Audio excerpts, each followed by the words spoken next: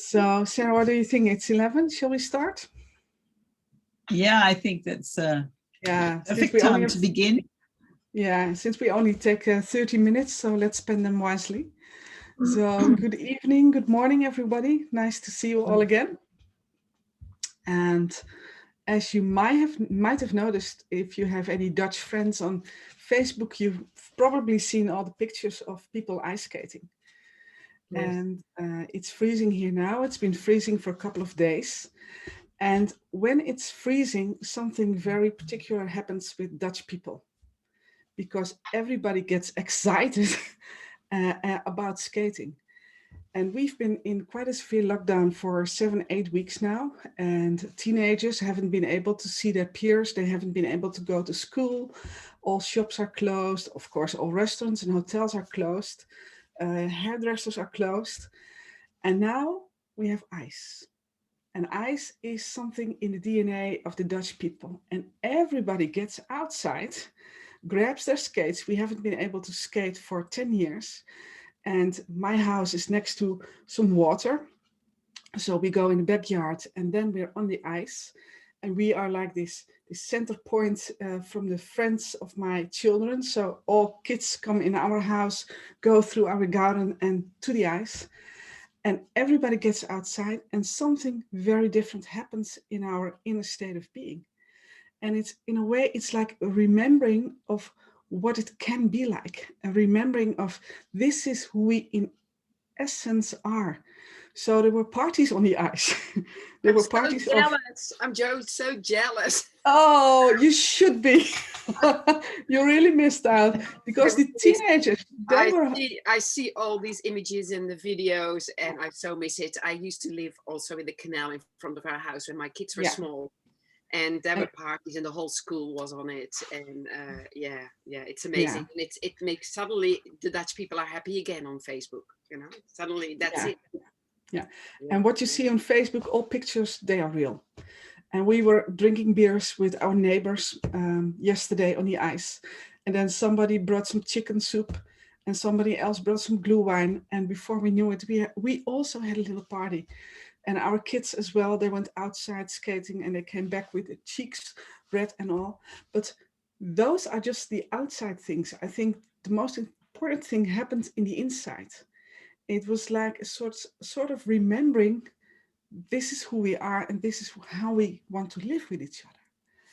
And now it's stopping with freezing, so the ice will disappear. So I'm very curious to know what's going to happen next. So Sarah, I thought this might be a fun experience to share. Yeah, well, it's so connected. So when Siets and I connected this morning, we were really tuning into what was present. And this was, very present for Siets. And as she shared the story with me, and it really connected into things that I was reflecting on. So this remembering who we really are. And actually, the theme that I've been watching in myself is this, and in my clients as well, is this thing of too much and too little. So for me, it's so much coming towards me, all of it desirable, but actually crowding out the space for me, So it's like too little of me and too much of the other. And then seeing in organizations a similar kind of thing, so many demands and so many imperatives and not having enough time and space to actually attend to all of that. And then it expanded out as I was looking at the situation in America with the divide that is just so strong. There's again this dynamic of too much and too little, and focusing on either the too much or the too little. And then even just personally, realizing that this is a really interesting way to look at it through the systemic lens, this idea of too much and too little. What is it that we're not in contact with, or what is it that we're not remembering? You know, as in the bigger meaning of putting together again, putting that which has been separated back into relationship, and then finding what is the exchange between these things so that they come back into relationship. Like Siets is offering about this going outside and, you know, too much isolation, too little movement, you know, and what does that produce too much of? So I was just seeing it echoing, you know, just with these systemic lenses on. And so we thought that that was a really good thing for us to just be thinking about. And what we experienced, if we think in the last call, for those of us who were here, this very, very high, strong energy that was, you know, full on. And then at the end, somehow we'd come into relationship and into connection. And then as I'm hearing, there was a lot of impulse that continued on. That was a really, really healthy impulse. So this is always what we're thinking about with systemic eyes, is how do we find the relationship between things that produces the flow of life? And the flow of life carries us forward, and we can surrender to that flow because it's a healthy flow. So that's what we thought would be good to explore today. Yeah. And we've designed just a small process to guide you through that. And in order to do this, I would like you to find 5 small objects from the place you're sitting at. So it could be a pen, it could be a mirror, it could be anything. 5 small objects. You need 5 small objects. And it doesn't really matter what it is. It's just playing around.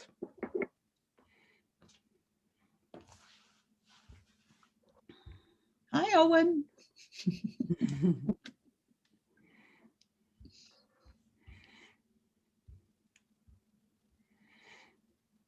So,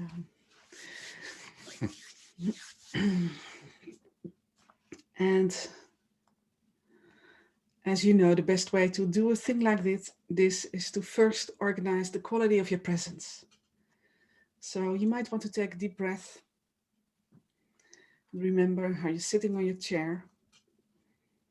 Maybe how your feet touch the ground. Maybe you can feel your heart beating in your body. You might even want to close your eyes for just a minute. And then once you say the quality of my presence is good enough, you take one of your objects and you place it in front of you, and this object represents the now. So put it in front of you, it represents now, this moment, today.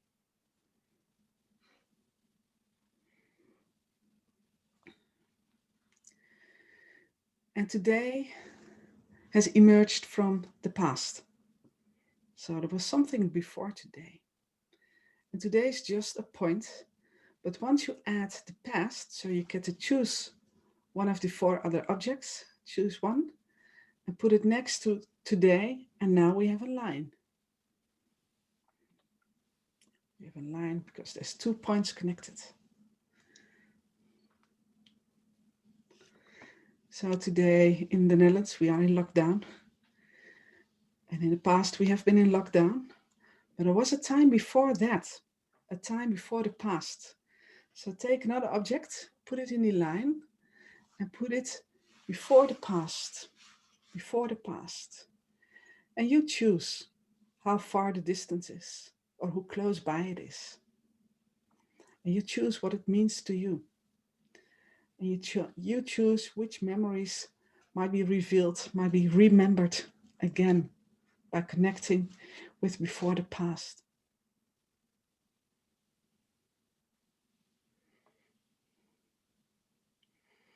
And then connecting with before the past and the now. You add the fourth object for soon. Not now yet, but it will be soon. And everything that's part of this line, you can take with you to soon. And maybe already an interesting story is starting to develop just by looking at the objects, what the objects might mean, what they might represent, which story they tell you.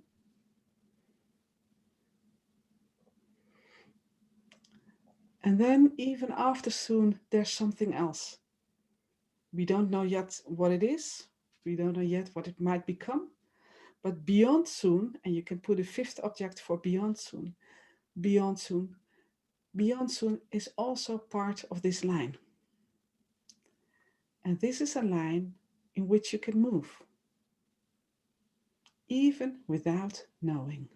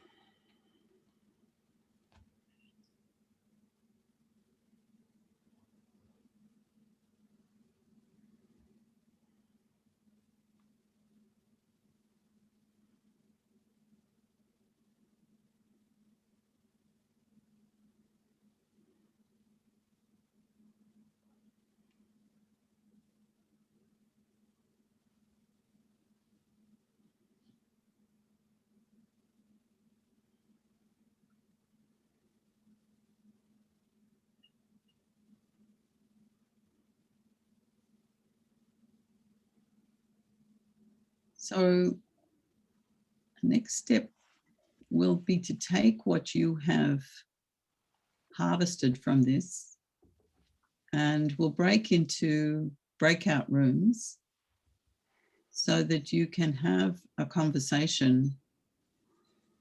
What do you take from this? And what needs remembering?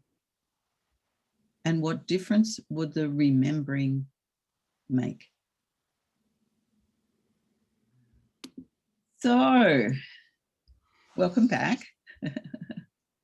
And we just have a few moments sharing, you know, I love the sharing because it reconnects us with each other, and, you know, the wisdom that comes from listening to what others have discovered. So has someone got something that you'd like to share with your, yes, Suzanne? Oh yeah, that was amazing. Yeah, especially around the balance. And so what struck me was, so I won't spend too long, but it's the thing between linear and expanded, stuck and moving, and like a really deep focus and scattered focus. So, and around energy. Yeah, so I mean, there were just so many useful things that came out of that for me. So thank you. Fabulous. Thanks, Suzanne.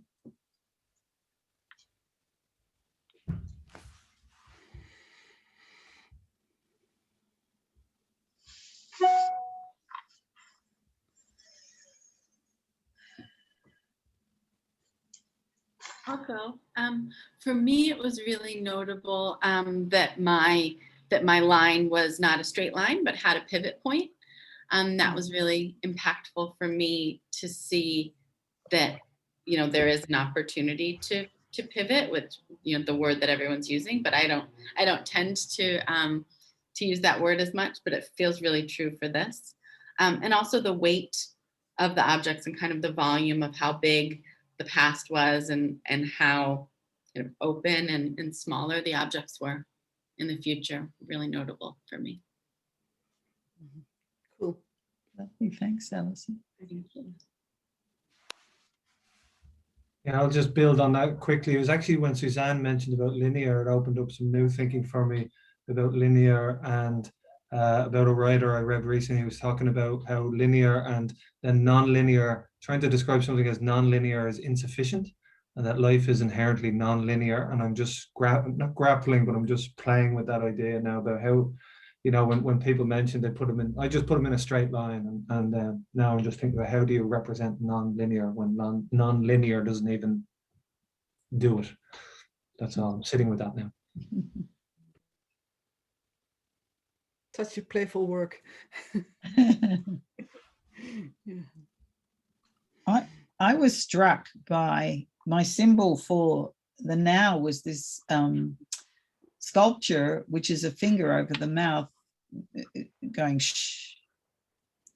And so to what extent, the question for me was, to what extent am I taking the opportunity to listen to the stillness that is present in the COVID? Like, am I really listening? And then I got this shock because my past was this beautiful amethyst crystal. And it was like, oh my goodness, what in my past that is bright and beautiful and a treasure that I'm not remembering? And how might I connect with that more fully? And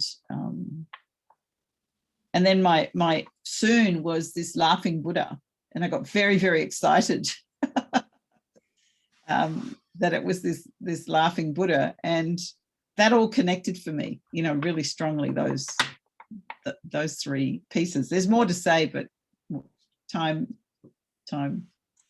is Yeah. time is calling.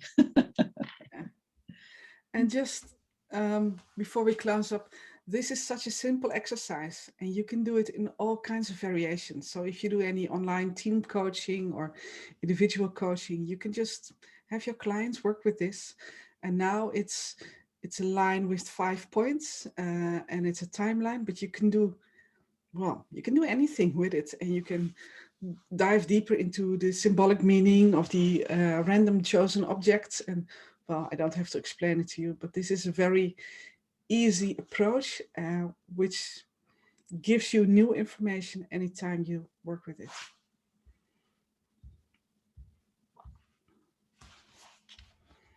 Thanks, Siets. So here we are again at an impulse created from us coming together. Mm-hmm. And I love this 30 minutes that we share, and Siets and I were talking about the beautiful feeling that it's actually connecting, you know, it's a connection around the globe, and creating an impulse that we can take with us, but also that's in the bigger field.